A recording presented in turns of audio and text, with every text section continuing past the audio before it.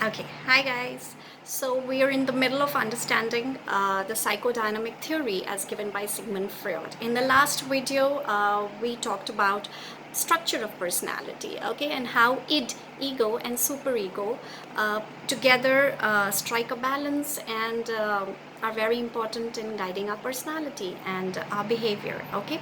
So today in this video we'll be talking about another very aspect of psychodynamic theory given by Sigmund Freud, and that is the ego defense mechanisms.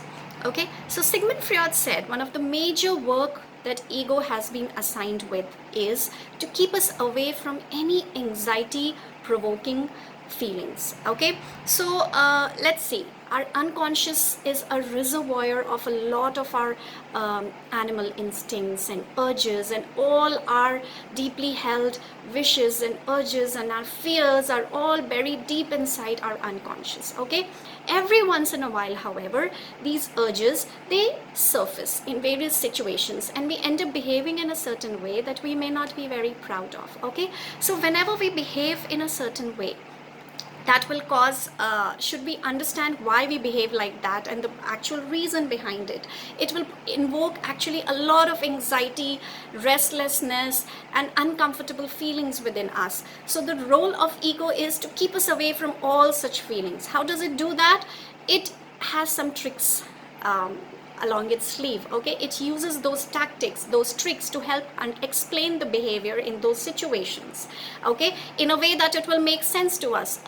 Okay, maybe that is why I behaved. Okay, I don't usually lose my temper. I'm a person who's usually in charge of his or her emotions, but that particular time when I got really angry, that's why it would have happened. So that is our ego trying very hard to make sense of how things and why things happened a certain way in our brain, so that we can keep ourselves away from any guilt, any anxiety provoking situations. So these tactics that ego uses are known as ego defense mechanisms. So there are 4 tactics basically that ego has. Okay, at any given time it can use any one of those tactics or a combination of these also, whatever works.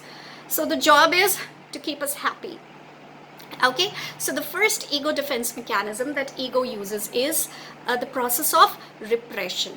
So every time one of those deep held animal instincts, those urges, those desires, the desire for sexual gratification or the desire for the need for raw, ruthless aggression, it sometimes surfaces out.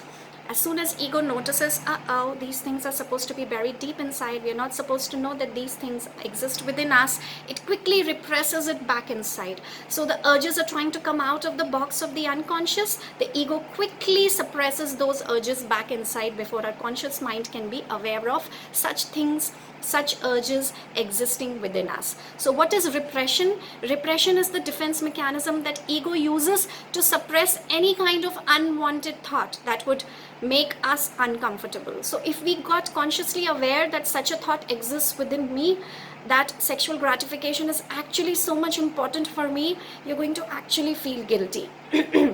No, I am more mature than that, right? I'm not gonna actually accepting that a lot of my existence and behavior is actually guided just in search of sexual gratification. I don't want to live believing that.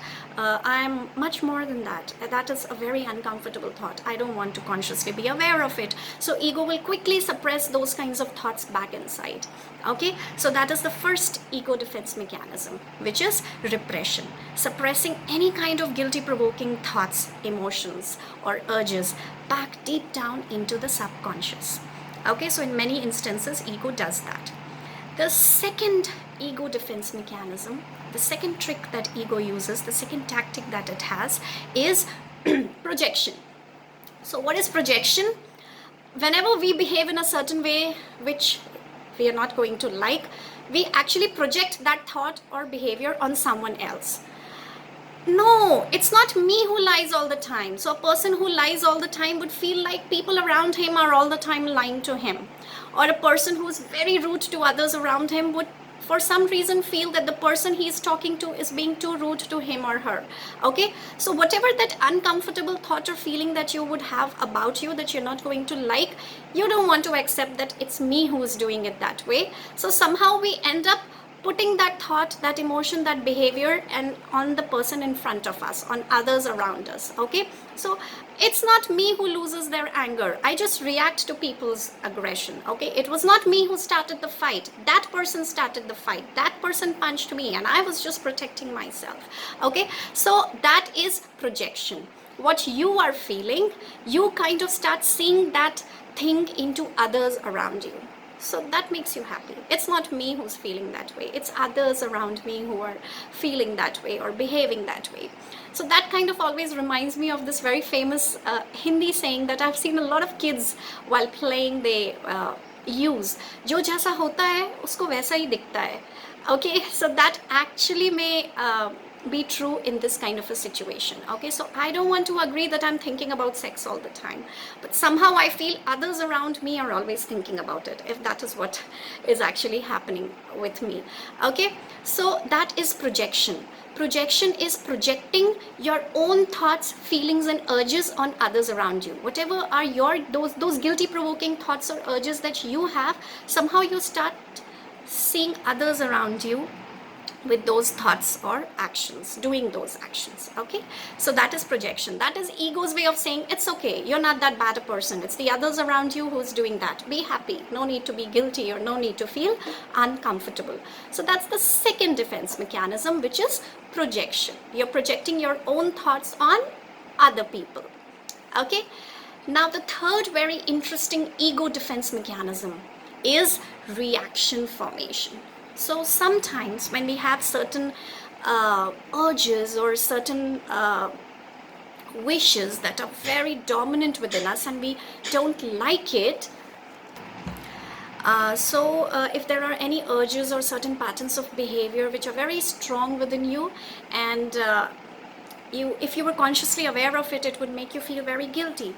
So ego helps us in order to prevent us from those feelings of guilt. What we do is we adopt behavior patterns that are completely opposite of that. Okay, so if a person has got a very strong libido and strong urges for sexual gratification, if you see that kind of person consciously and deliberately trying to engross himself into religious activities too much, the ego is actually trying to balance out. Okay, so you don't want to accept that you have a very strong libido, so instead you're going to do the opposite to make yourself feel better about it. Okay, so a person with a very strong libido would end up becoming a priest or a nun, where he or she has to shun any kind of sexual gratification for the rest of their life. Okay, so they're going to feel good about themselves. It's actually a kind of an ego defense mechanism. The ego is preventing you from by doing something completely opposite.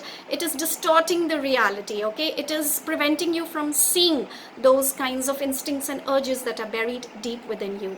Okay, or a kind of person who has got a very strong urge and a strong instinct or strong desire for aggression. Okay, if you see those kinds of people deliberately participating in a lot of peaceful marches and engaging in debates about how the world should be peaceful and a better place, that is your ego. It's deliberately making you do things which are completely opposite to what your true self is, trying to prevent you from any kind of guilty or anxiety provoking feeling. Okay, so that is reaction formation. As a reaction to those instincts, you're actually doing quite the opposite. Okay, so there was repression, where we suppress those uncomfortable feelings deep down into our unconscious. There is projection, where we actually, whatever we are thinking, we actually start projecting it on others around us and start seeing others with those kinds of behavior or thoughts. Then there is reaction formation, where we deliberately try to do something totally opposite of what our instincts are. And the fourth is rationalization. So whenever you engage in a behavior that does not make sense or would make you feel guilty, the ego tries very hard to find a logical, rational explanation to explain that behavior. So today you got the marks of your mid-semester exam and you failed, and you go to watch a movie in the evening. That's not a very good thing. You just failed in your exam. Just today only you got your exam results and you failed, and there you are partying out and watching a movie in the evening. It's going to make you feel guilty, right? So what does ego tell you? How does it rationalize such kind of behavior? Well, what do you tell yourself? you know what, I'm actually going to watch a movie because this is the last time I'm having fun, because from tomorrow onwards I'm going to start studying very hard for my next exam. Okay, so I'm just doing this for the last time today because I'm preparing myself, motivating myself to study more starting from tomorrow. So that's kind of a logical explanation that you are giving yourself about why you are behaving in a certain way. Because having a realization like, actually I don't care whether I failed or not, I don't care about my marks. Okay, I really love watching movies, that's, it matters to me more than exams. Such kind of thoughts would be very guilty provoking and uncomfortable, right? So the ego is going to rationalize this behavior in a way that it makes more sense and keeps those guilty provoking feelings away from us. Okay, so repression, projection, reaction formation, and rationalization. These are the four tactics, four ego defense mechanisms. Okay, defense mechanisms that our ego uses time and again to prevent ourselves from any kind of anxiety. Okay, it is trying very hard to help us understand why we behaved in a certain way, or why a certain thought came to us by distorting reality. The key word here is the ego defense mechanisms. All four of them, if you notice, in some way or the other, they are helping us make sense of our behavior by distorting reality. Okay, and that is the reason why, even though all of us use these defense mechanisms at some time or the other, people who depend a lot on these defense mechanisms, somehow they get detached from who they are, they get detached from the reality of how they are behaving in certain situations. Okay, so even though I'm not saying that ego defense mechanisms are bad, we really need them at many times, but there has to be a balance between every time a stressful situation occurs, every time you need to face something hard and difficult, if you're going to use just an ego defense mechanism, someday if that layer of defense, if those ego defense mechanisms shatter and fall down, you would have no way of dealing with those kinds of stressful situation. Okay, so when we're studying more about stress and how to deal with stress, we'll be talking more about how we need to learn how to handle stressful situations apart from relying on these ego defense mechanisms. So we cannot always depend upon distorting reality and just feel good about ourselves. Okay, even though in sometimes in certain situations it might seem a good idea.